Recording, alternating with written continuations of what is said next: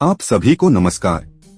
दिनांक 17 जून सन 2024 को बुनियादी साक्षरता एवं संख्या ज्ञान प्रशिक्षण जो कि छत्तीसगढ़ राज्य के गरियाबंद जिला अंतर्गत विकासखंड फिंगेश्वर के कौंदकेरा जोन में संपन्न हुआ।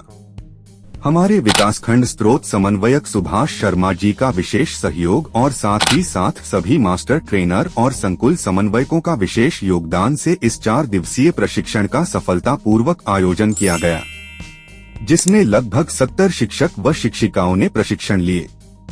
सर्वप्रथम हम जानते हैं बुनियादी साक्षरता और संख्या ज्ञान क्या है।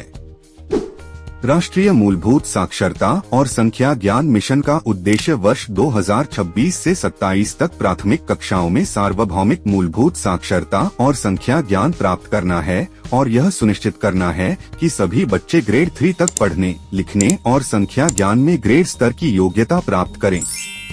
बुनियादी शिक्षा का मुख्य उद्देश्य क्या है? बुनियादी शिक्षा व्यक्तियों को बेहतर नौकरी के अवसर सुरक्षित करने के लिए आवश्यक कौशल और ज्ञान प्रदान करती है। यह उनकी रोजगार क्षमता में सुधार करता है और उन्हें देश के कार्यबल में योगदान करने में सक्षम बनाता है। इससे न केवल व्यक्तियों को बल्कि देश की अर्थव्यवस्था को भी लाभ होता है। बुनियादी शिक्षा को विश्वविद्यालय स्तर पर फाउंडेशन कोर्स कहा भी जाता है, जिसकी कल्पना सर्वप्रथम भारत के स्वतंत्रता आंदोलन के समय गांधी जी ने की थी।